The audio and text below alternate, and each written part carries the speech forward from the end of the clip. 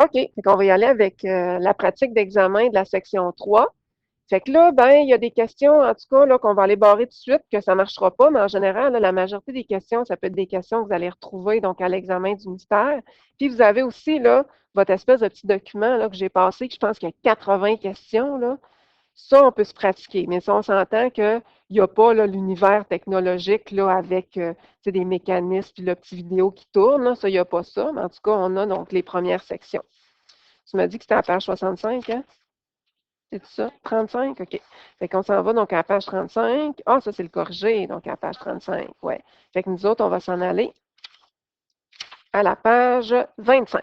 Là, c'est nos questions. Fait que page 25, donc ici, on y va. Fait que page 25. Numéro 1.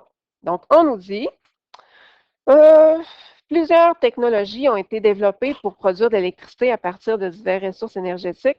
Chaque type de centrale électrique comporte des avantages et des inconvénients.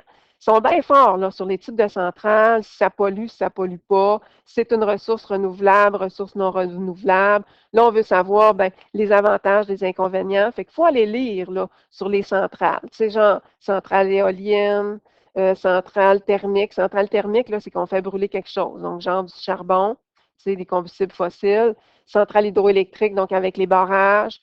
Puis, centrale, donc nucléaire. Donc, juste aller lire, c'est renouvelable. Ça pollue, ça fait de l'effet de serre. Donc, ça a des avantages, ça a des inconvénients. Puis, nous autres, on va y aller directos, donc en réponse, donc qui est bonne, c'est elle.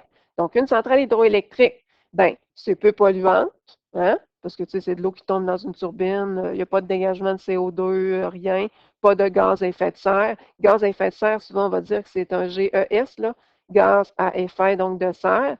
Puis on nous dit que ça utilise une ressource donc renouvelable. Bien, je pense qu'il va toujours mouiller, hein, donc l'eau va tout le temps circuler dans des rivières, fait que ça, c'est correct. Pourquoi que les autres, ça ne marchait pas? Donc, une énergie donc éolienne, oui, c'est vrai que c'est peu polluante, mais c'est pas vrai que c'est une ressource non renouvelable. Tu sais, tu vas toujours avoir du vent, là. Fait que c'est sûr que la ressource est renouvelable.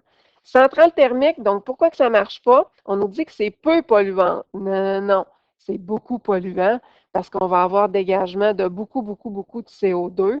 Puis, ben, c'est sûr qu'en plus, c'est même pas vrai, c'est une ressource non renouvelable. Un coup brûlé, c'est brûlé. Fait que ça ne marchait pas partout. Une centrale nucléaire, ben, c'est peu polluant, c'est vrai. Tu sais, on a tendance à penser que hey, c'est radioactif, tu sais, mais tu sais, ça ne pollue pas là, tu sais, pendant là, qu'on utilise donc, les substances radioactives, à moins qu'il y aurait une grosse bombe, là, mais ça, tu sais, on ne veut pas, là, tu sais, à moins qu'il y ait une explosion donc nucléaire, ça ne compte pas. Puis on nous dit que c'est une ressource renouvelable. Non. Si on utilise de l'uranium, ben, l'uranium a un coût utilisé, donc je ne l'ai plus. Fait que ça ne marche pas. Fait que la seule qui marchait, c'était le C. Numéro 2, mon numéro D, là, on nous dit, parmi les séquences suivantes, je suis en train de me demander si ce n'était pas de l'univers vivant, lequel constitue dans le bon ordre les étapes du cycle de carbone.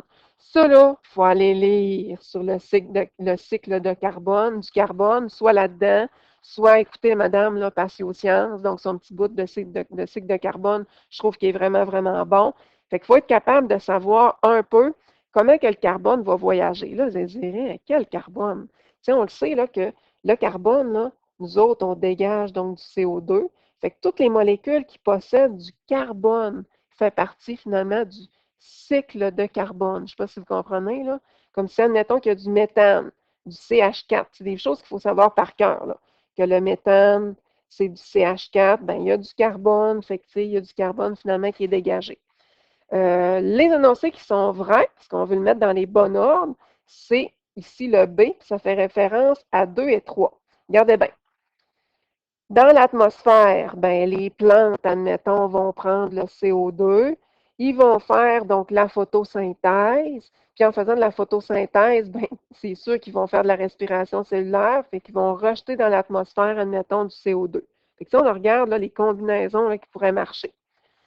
Dans l'atmosphère, il y a du CO2 libéré par nous, libéré là, par tout ce qui a de combustion. Ben, les plantes vertes vont le transformer grâce à la photosynthèse. Les plantes peuvent être mangées très bien donc, par les animaux. Ça, c'est un petit bout d'univers vivant qu'on n'aime pas. Puis les animaux, ben, en respirant, ils vont relâcher du CO2 donc, dans l'atmosphère. Fait qu'on regarde lequel qui fit pas. Mais ça me surprendrait que ça serait sous cette forme-là. Il faut juste vraiment comprendre le cycle du carbone, comment il fonctionne. Ici, donc on s'en va donc au numéro 3. Numéro 3, on barre ça, c'est de l'univers vivant. On écrit univers vivant. On n'aura aucune question. Dans l'examen du ministère, c'est sûr sur l'univers vivant. Ils nous l'ont dit, ils nous ont même communiqué, là, donc on le sait. Ici, on a souvent une question sur le Gulf Stream, OK? Souvent, souvent, souvent, en lien avec les courants, la circulation océanique ou la circulation thermohaline. Là. Thermohaline, là, ça veut dire que c'est en rapport avec l'eau salée, OK? La salinité, OK? Fait qu'on a souvent une question comme ça. Patiosciences, il y a une belle explication, donc à page 39, là, si vous tournez les pages, là, page 39. Puis en gros, ben, je vais vous expliquer là, comment que ça fonctionne. Fait qu'on nous dit, le Gulf Stream est un courant marin qui fait partie de la circulation océanique planétaire. Vous déposez donc un ballon à la surface de l'eau dans la mer des Caraïbes. Dans quelle région ce ballon aurait-il le plus de chances d'être récupéré?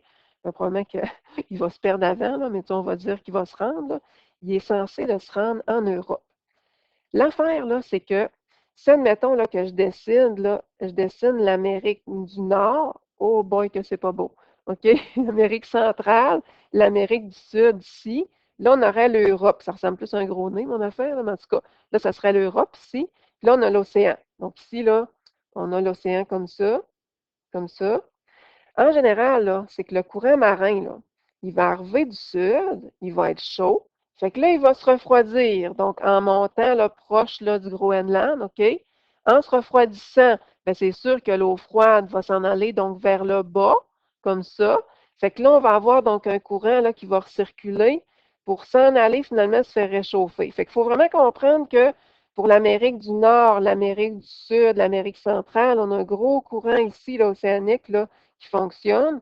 Puis ça, c'est en rapport avec le Gulf Stream, là, donc dans le coin du Gulf Stream.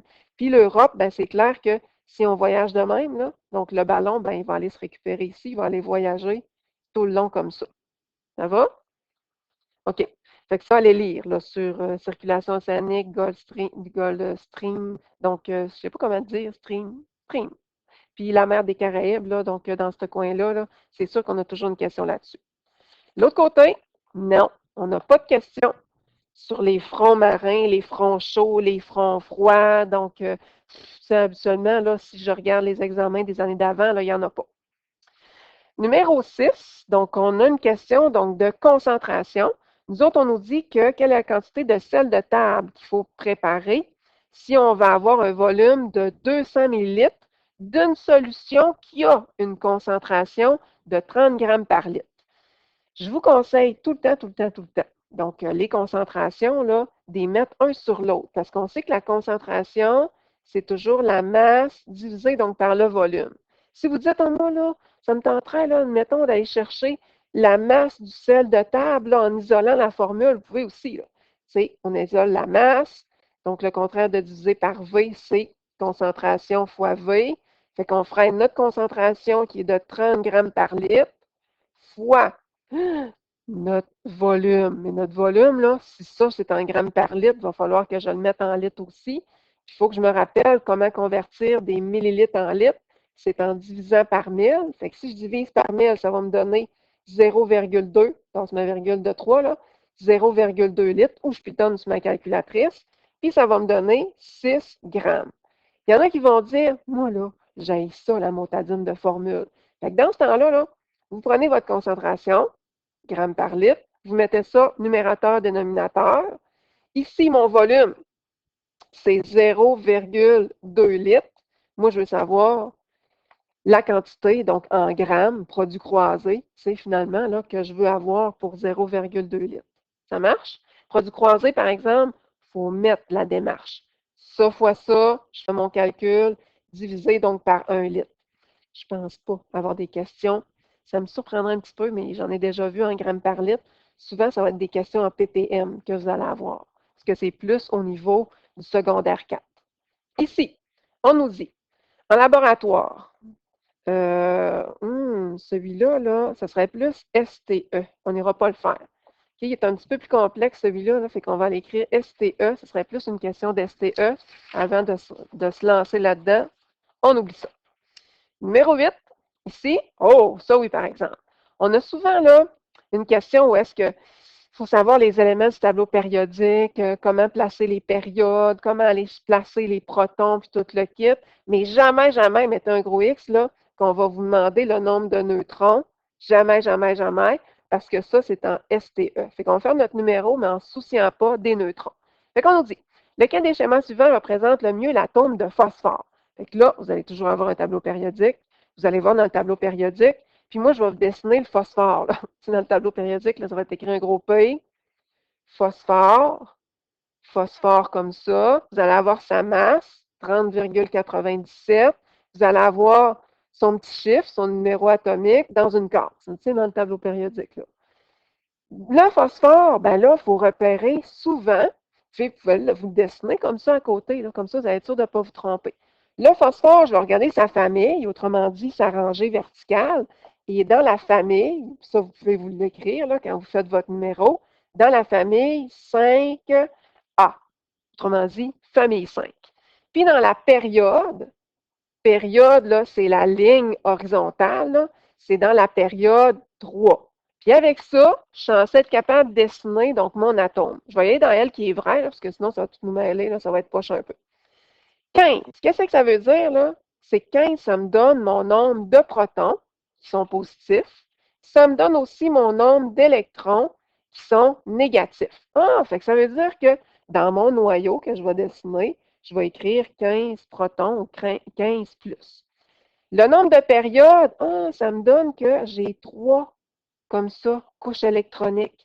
Fait que je vais m'en dessiner 1, 2, 3. Après ça, il faut que je place les électrons.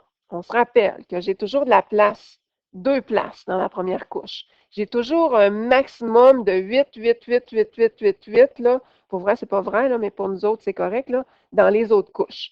Fait que si j'en place 2, j'en place 8. Comment que je vais faire pour savoir comment il y en a sur la troisième? Bien, il faut que j'ai un total de 15 électrons. Et en plus, moi, je le sais que je suis dans la famille 5. Puis la famille 5, là, ça va me donner mon nombre d'électrons de valence. Qu'est-ce que c'est ça, des électrons de valence? C'est les électrons qui sont sur la dernière couche. Ça va? OK. Ici, on a le schéma qui montre la notation de Lewis qui correspond à l'oxygène. Je veux savoir qu'est-ce que Lewis m'aide en sachant ce renseignement-là. Si on se rappelle que la notation de Lewis, c'est que je place des petits points là, sur un carreau imaginaire. Là. Fait que je vais aller compter le nombre de carreaux. 1, 2, 3, 4, 5, 6. Fait qu'autrement dit, j'ai 6 donc électrons. Et ça me donne le nombre d'électrons de valence qu'il y a sur la dernière couche. Puis ça correspond justement à C. Donc, il y a 6 électrons sur la dernière couche, donc périphérique. Puis je le sais parce que l'oxygène, là, si je vais voir, admettons, dans le tableau périodique, là, c'est le chiffre 8. C'est écrit oxygène en dessous. Ça pèse 16 grammes, on s'en fout. Mais l'affaire, c'est que je sais que c'est dans la famille 6. Et c'est pour ça qu'on a placé 6 électrons tout le tour. Ça va? OK. Souvent, les électrons, comment on les place, là? C'est un en haut, côté, en bas, l'autre côté, puis on fait le tour, là, souvent, là, on va les disperser. Numéro 10, je finis avec ça, donc presque aujourd'hui, là. Dans le tableau périodique, pourquoi les éléments d'une même famille possèdent-elles les propriétés chimiques semblables? Parce qu'ils ont le même nombre d'électrons de valence. Autrement dit, là, quand je suis dans une même famille comme ça, là, du tableau périodique, là, ben, je suis dans la famille 1, j'ai un électron de valence. Famille 2, j'ai 2 électrons de valence. Fait que s'ils ont le même nombre d'électrons de valence, bien souvent, ils vont avoir les mêmes propriétés chimiques. Comme les alcalins, eux autres, il faut le savoir par cœur, là, les noms des familles, bien, ils vont tous être réactifs, tout être ci, tout être ça. Je ne sais pas si vous comprenez, là. C'est un peu donc le principe. On continue donc avec le numéro 11, donc ici. Je l'enregistre par petits bouts, là, comme j'ai le temps de l'enregistrer. Fait qu'on nous dit au laboratoire, vous désirez évaluer la résistance d'un résistor. Oh. Fait que là, je vais aller chercher le R. Et en passant le R qui est en ohm, il faut savoir les unités. En l'insérant dans un circuit simple et en mesurant la tension à 5 bornes ainsi que l'intensité du courant, Fait que la tension, c'est la différence de potentiel, puis ça se mesure avec un voltmètre. Il faut savoir ça par cœur. Puis l'intensité de courant, c'est le I. C'est en ampères et ça se mesure, c'est en ampères, avec un ampèremètre. Fait que là, on va aller prendre les mesures donc sur chacun. Fait que si on voit que, oh, ben, mon nombre de volts, dans le fond, le U est égal à, on dirait que ça monte par bond de 2, là, 4,25 volts. Puis ici, mon ampérage, autrement dit, mon intensité de courant, je vais plus y aller avec intensité de courant, comme ça ici. Donc, mon intensité de courant, on y va avec 1,65, donc ampères. Fait que regardez, ça fait comme monter là, 1, 2, 3, 4, 5, 6, 7, 8, 9, 10. Ça monte en bond de 0,2, 0,1, 0,2. Puis, quand je suis dans le milieu, ben, je rajoute un 5. Là. Fait que c'est pour ça qu'on arrive à 1,65. Pour aller calculer le R, ben, on sert la formule de la loi de Ohm qui est U est égal à RI. Je vais avoir besoin d'isoler donc mon R qui va me donner U sur I. Fait que ça, il faut être capable de l'isoler. Mon U, là, tout ce que je fais, c'est remplacer mes chiffres donc à la bonne place. Mon U, c'est 4,25 volts. Mon I, 1,65 ampères. Et je divise les deux. 2, avec ma pitonneuse, ma calculatrice, 2,57. Fait que là, lui qui est le plus proche, en tout cas, donc c'est 2,5. Fait que c'est parfait. On arrive à une réponse. Numéro 12, les énoncés suivants se rapportent aux éléments d'un circuit électrique. Je pense que, ouais, on va y aller quand même. Donc, je veux savoir lesquels énoncés sont vrais. Fait que 1 et 4 sont vrais, comme ça ici. Les autres sont censés donc être faux. En passant, ça, il faut comme savoir ça par cœur, là, surtout pour les STE, là, qu'en série, puis on a en parallèle, l'intensité de courant qui est en ampères n'est pas pareil que la différence de potentiel qui est en volts. Puis, la résistance équivalente, elle aussi. Donc, elle ne va pas se comporter de la même manière en série puis en parallèle. Regardez le truc. En série, l'intensité de courant est égale. Oh, fait qu'en série, l'intensité de courant est égale. Fait que ça veut dire qu'elle va faire le contraire en parallèle. Puis, la différence de potentiel, elle se comporte inversement. Et pour la résistance équivalente pour le STE, là, STE, le ST, donc on s'en fout, c'est qu'on additionne donc nos multiples résistances, là, donc R1 plus R2 plus R3, donc ça va nous donner là, finalement donc, notre addition. Pour ce qui est du parallèle, du branché en parallèle, pour aller chercher notre résistance équivalente, il faut additionner l'inverse de chacune des résistances. En tout cas, vous aurez ça. Fait qu'au numéro 1, on nous dit l'intensité du courant est la même en tout point d'un série d'un circuit dont les éléments sont montés en série. Fait que c'est vrai, parce qu'en série, comme ça, l'intensité de courant est égale. Fait que oui, c'est vrai. Plus on branche d'éléments, je livre notre numéro 4, plus on branche d'éléments semblables en parallèle, plus la résistance, donc, diminue. Donc, ça, c'est vrai. Parce que, tu sais, dans le fond, là, regardez bien, c'est inversement proportionnel. Ça, je ne pense pas. Ça, c'est plus du STE. Ça, le ST, ça, c'est bon pour le ST. Numéro 2, la tension, autrement dit, la différence de potentiel. Ça, là, c'est la tension ici. Là. Tension, c'est la même chose que la différence de potentiel. Là. Aux bornes de tous les éléments branchés en série est la même. Oh! Fait qu'ici, en série, on veut savoir si c'est la même. Ben non, c'est l'inverse. C'est censé donc de s'additionner. Numéro 3, plus on branche d'éléments semblables en parallèle, donc en parallèle ici, plus la résistance équivalente donc diminue. Fait que, non, je n'ai pas lu la bonne. Numéro 3, excusez. Plus on branche d'éléments semblables en parallèle, plus la résistance équivalente augmente. Ben non, elle diminue puisque c'est inversement proportionnel. Fait que ça a rapport avec notre élément 1, notre élément 2 ici, puis notre élément 3 et 4, là, ça avait rapport avec ça ici. Fait que c'est le contraire, c'était pas augmente, c'était diminue. Fait que la seule affaire d'ST qu'il faudrait savoir, là, c'est ça. Donc ici. Sinon, le reste, là, il n'y aura pas ça à l'examen.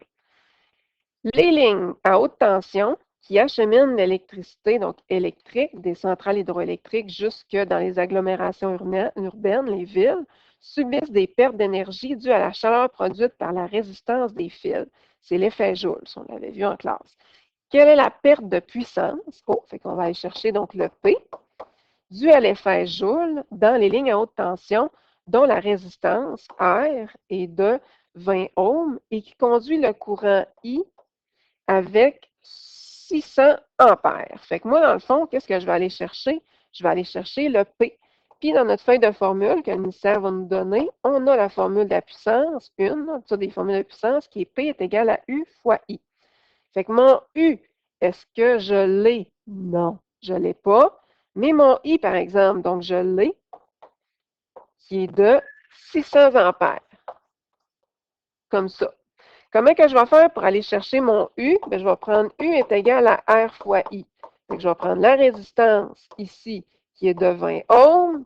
Je vais prendre donc aussi mon nombre d'ampères, qui est de 600 ampères. Ça va me donner 12 000, excusez. Donc, 12 000 volts, que je vais aller mettre ici. Donc, 12 000 volts, et que c'est pas beau mon affaire, je vais aller le réécrire. Fait que 12 000, 1, 2, 3 volts fois mon 600 ampères, et ça va me donner, c'est sûr, mon nombre de watts. Fait qu'on a 7 200 000, comme ça, 1, 2, 3, 0 watts. Et nous autres, on veut l'avoir en mégawatts. Fait que des mégawatts, là, c'est que je divise par 1 million. 1, 2, 3, 4, 5, 6. Ça va me donner 7,2 millions de watts. Des mégawatts. Fait que, tu sais, dans le fond, là, on aurait pu ici toutes les diviser là, par 1 million. C'est pour savoir là, lequel qui correspond à celui-là. On obtient donc notre réponse. C'est toujours là, plusieurs manières de raisonner. On s'en va de l'autre côté avec notre numéro 14. Et notre numéro 14, en haut, on veut savoir quelle quantité d'énergie électrique est requise pour porter à ébullition pendant un temps de 4 minutes une certaine quantité d'eau qui a une température initiale qu'on s'en fout à l'aide d'une bouilloire dont la puissance est de 1000 watts. Fait que nous, qu'est-ce qu'on va aller chercher? On va aller chercher l'énergie, comme ça ici. On a une formule qui est donnée, donc dans nos formules du ministère de l'Énergie, qui est celle-ci. Énergie est égale à la puissance fois le temps. Fait que notre puissance, donc on l'a, c'est 1000 watts. 1, 2, 3, 0. Le temps, on va y aller donc en secondes, parce que si je fais des watts fois des secondes, il faut que je me rappelle que ça donne des joules, OK? Des watts fois des secondes, ça donne des joules. Fait que ça, autrement dit, des watts secondes, là. Watts secondes, il faut que je me rappelle, ça donne des joules. Fait que je vais convertir mes 4 minutes en secondes. Comme ça va donner 2400 secondes. Comme ça. Fait que fois 2400 secondes. Comme ça ici. Ça, c'est un 2, là.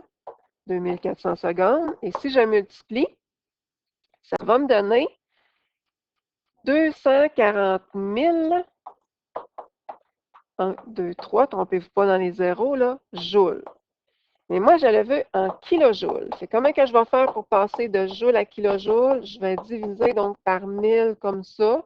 Et ça va me donner mon 240 kilojoules. Et voilà. Ah, kilojoules, j'avais déjà écrit. Fait que c'est bien correct, là. Fait que 240 kilojoules qui correspond ici à 240. Donc, j'ai ma réponse. C'est pas mal ça. Donc, puis ben, c'est sûr hein, qu'il faut être capable de convertir donc des minutes donc en secondes en faisant fois 60, là, ça c'est sûr. Mon numéro 15, oh non, si on ne le fait pas, il n'y aura pas à savoir là, quel fil qui est le plus conducteur, quel fil qui est le moins conducteur. Pour vrai, là, le fil le plus conducteur, ce serait le plus court, le plus large en diamètre, le plus froid. Puis, tout dépendant de la substance que j'ai utilisée, comme le cuivre, c'est conducteur, ce serait parfait. Mais ce n'est plus, donc au programme, il n'y aura pas de question à l'examen là-dessus. Ici, ce question en ppm. Donc, ça, c'est sûr qu'il y en a toujours une question en ppm. Fait qu'on nous dit, vous projetez d'acquérir un chalet sur le bord d'une rivière. L'eau potable qui alimente le chalet provient d'un puits.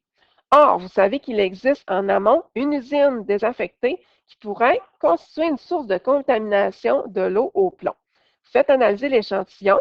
Votre échantillon a un volume de 200 ml provenant d'eau du puits. Le résultat de l'analyse indique que votre échantillon contient une masse de plomb de 0,004 mg. Sachant que le taux acceptable, donc ça, là, il ne faut pas que ça dépasse ça. Il faut que ça soit plus petit que 0,05 ppm. Donc, on veut justement savoir si le résultat donc, va être correct. Fait que le but, c'est que je vais aller chercher la concentration en ppm. Et il faut se rappeler, pour la concentration en ppm, il faut se rappeler ça de ça par cœur, que 1 ppm, c'est ça que je vais aller chercher, 1 ppm, c'est égal à 1 mg par litre. Ça, on se rappelle de ça par cœur. Fait qu'autrement dit, nous autres, qu'est-ce qu'on va faire? C'est qu'on va aller écrire donc notre concentration. Donc, notre concentration, dans le fond, pour aller l'écrire, c'est que je vais toujours faire, on se rappelle, c'est tout le temps comme un peu la masse là, divisée par le volume, mais il faut absolument en haut que la masse soit en milligrammes, puis en bas, il faut absolument que j'aie des litres. Tiens, fait que là, ma masse, moi, j'ai 0,004 mg. Oh, j'ai déjà des milligrammes, je suis vraiment contente. Puis en bas, ben, je ne peux pas mettre 200 millilitres, là. Millilitres, je vais les convertir en litres. Puis on se rappelle que pour convertir en litres, je divise par 1000. Fait que ça va me donner 0,2 litres. Il faut que je me rappelle là, que de millilitres à litres, ben, je me rappelle, mes petits nuages, là, je divise par 1000. Si je veux faire le contraire, ben, je fais fois 1000. Mais dans ce cas-ci, c'est ça que j'ai besoin de faire. Fait qu'ici, tout ce qui me reste à faire, c'est de faire ma division sur ma calculatrice. Puis si je divise, ben, je vais avoir des milligrammes divisés par des litres. Puis des milligrammes divisés par des litres, ben, c'est la même chose que des ppm. Donc, en divisant, ça me donne 0,02 mg par litre. Ça, c'est ma réponse. Et c'est justement plus petit que 0,05. Fait que oui, ça me rassure. N'oubliez pas de répondre tout le temps à la question. Numéro 17. Sous l'effet d'un gaz polluant émis dans l'atmosphère, le pH de l'eau d'un lac est passé de 5 à 3. Oh, fait que là, on va faire une petite révision. Là. Habituellement, ça va de 0 jusqu'à 14, comme ça ici, en passant par 7 qui est neutre. OK? Plus on s'en va vers le 14, plus ça va être basique, base, on pourrait écrire même base là, après le 7. Plus on s'en va vers le 0, plus ça va être acide. Fait qu'autrement dit, un pH plus petit que 7, c'est acide. Un pH plus grand que 7, donc c'est basique. Donc, on a passé cette eau de lac-là à un pH de 5 à un pH de 3. Fait qu'on se rappelle là, que c'est tout le temps par bond de 1. Là. Fait que ça a passé de 5 à 4 à 3. Cette eau est-elle plus acide ou plus alcaline? Il faut se rappeler que alcaline, c'est la même chose qu'une base, la même chose que basique, fait que c'est plus acide. Donc, c'est normal, puis on pourrait justifier, c'est parce que le pH est plus petit que 7. Combien de fois? Là, la réponse encore n'est pas bonne. Là. Combien de fois? C'est qu'on se rappelle qu'à toutes les fois, tac, tac, que je change de unité, j'ai tout le temps 10 fois plus, donc concentré ou moins concentré. Fait que c'est 10 fois 10 qui va me donner pas 200 comme dans le corrigé, mais 100 fois. Donc 100 fois finalement, donc qui vont être plus ou moins donc acides. Numéro C, cette technique pourrait-on utiliser? Quelle technique? Mon Dieu que je l'imagine, excusez. Quelle technique pourrait-on utiliser pour ramener le pH à sa valeur antérieure?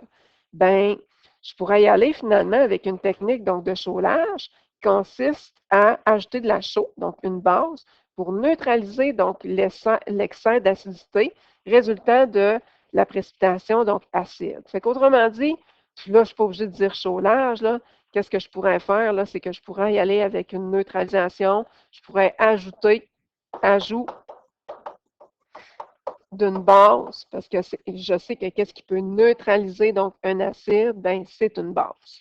C'est vraiment donc le principe qu'on va aller chercher ici, le principe, la technique de la neutralisation. Mais tu sais, souvent, là, quand c'est de l'eau d'un lac, là, on va appeler ça donc le chaulage. Ajouter de la chaux, c'est ajouter une base. Numéro 18. Les plantes se situent à la base de la chaîne tropique, la chaîne alimentaire. Ce sont des producteurs primaires. Elles produisent de la matière organique par le phénomène de la photosynthèse. Grâce à l'énergie lumineuse, le dioxyde de carbone réagit avec l'eau pour produire du glucose et un dégagement de dioxygène. Écrivez l'équation balancée de la photosynthèse. Bien, premièrement, il faut que vous la sachiez par cœur, l'équation donc de la photosynthèse. Fait que le but, c'est qu'on vous aide un peu, là. Fait que le dioxyde de carbone, il faut savoir que c'est le CO2. CO2 réagit avec de l'eau plus H2O pour produire, ça veut dire la flèche, du glucose. Du glucose, là, c'est le sucre. Puis le sucre, ben, il faut comme savoir par cœur, tu sais, que c'est du C6H12O6, ça c'est notre sucre, plus un dégagement d'oxygène. Et c'est du dioxygène. Là, qu'est-ce qu'il va vous rester à faire? C'est de 1, placer l'énergie que j'ai oublié de placer. Parce que l'énergie lumineuse, grâce à l'énergie lumineuse, le dioxyde de carbone réagit avec l'eau. Fait qu'on peut écrire plus énergie ou énergie lumineuse, là, comme vous voulez. Puis il va nous rester à balancer. Si vous l'avez déjà appris par cœur, ben vous le savez. Comment donc la balancer? Fait qu'il va nous rester donc à rajouter des petits 6, 3 petits 6, sauf au sucre, pour être capable donc d'avoir le tout correct. Numéro 19, ici. Lors d'une électrisation par frottement, comment expliquer l'apparition de charges négatives sur un objet et l'apparition de charges positives donc sur l'autre objet? Donc, admettons qu'on frotte donc une tige avec un bout de laine, donc admettons. À la base, bien, là, vous avez toute l'explication donc dans le corrigé, là, mais je l'explique dans mes mots. À la base, là, toute matière est électriquement neutre. Fait que ça veut dire que ça a autant de charges positives que de charges donc négatives. Fait que ça possède finalement autant de protons donc que de neutrons. Lorsqu'on frotte donc un élément sur un autre, genre une tige de verre avec de la laine ou peu importe, l'affaire, c'est qu'il y a des électrons qui vont être arrachés donc au corps, qui vont se déposer sur l'autre. Fait que, admettons que, je ne sais pas moi, c'est la laine qui est plus fortement, donc, ou la tige, tiens, qui est plus fortement électrostatique, bien, elle va aller chercher les électrons ici qui vont s'en aller, là, de la laine. Ça va aller se déposer, tac, tac, ici, dans ma tige, donc, de plastique. Ce qui fait en sorte que, vu que les électrons sont chargés négativement, bien, il y a un corps qui va recevoir plus d'électrons, fait qu'au total, va devenir chargé négatif. Et l'autre, bien, vu qu'il a perdu donc ses électrons, va avoir plus de charges positives, donc va être chargé positif. Fait que là, on pourrait l'expliquer donc dans des belles phrases, mais c'est le principe. Numéro 20, le schéma suivant montre une boussole qui est placée au centre d'une boucle de fil conducteur relié à une source de courant continu. Le courant est ouvert. On veut dessiner donc là-dessus, ici, là, sur le petit plateau, là, puis dessiner la boussole, les lignes de champ, puis surtout donc tracer donc l'orientation de la boussole qui est là, sans savoir où est-ce que le nord va être. Le nord, c'est tout à la partie colorée, là. Puis où est-ce que le sud, donc, va être. C'est ça qu'on va aller, donc, chercher. Qu'est-ce que j'ai besoin d'utiliser, donc, pour faire ça? Bien, j'ai besoin de la règle de la main droite. Règle de la main droite. Fait que ça veut dire que si je suis droitière, je dois déposer mon crayon, je ne peux pas prendre la main gauche. Souvent, vu qu'on a tendance à écrire de la main droite, on essaie de le faire avec la main gauche, fait que ça ne marchera pas. Fait qu'il faut y aller avec la main droite. Deuxième affaire, il faut savoir que le courant, par cœur, il voyage de la borne positive à la borne négative de la pile, du plus au moins. Oh! Fait que ça veut dire là, que le courant, il voyage comme ça, du plus au moins. Ça, c'est le sens du courant. On peut mettre un petit I. Il va venir comme ça, puis il va rentrer de même, là. C'est dans ma borne négative. Fait que du plus au moins. Fait que ça va être le sens du courant. Et nous autres, ce qui nous intéresse, c'est le courant là, ici, là. Donc, qui va traverser donc, la feuille, qui va être tout proche, tout proche, tout proche de la boussole. Deuxième chose, donc, troisième chose à savoir, c'est sur le champ magnétique. Le champ magnétique, à savoir par cœur, que ça va toujours du nord au sud. Troisième chose à savoir avec le champ magnétique, c'est que la boussole, au niveau de la boussole, là, le pôle nord pointe dans les directions ou dans la direction des lignes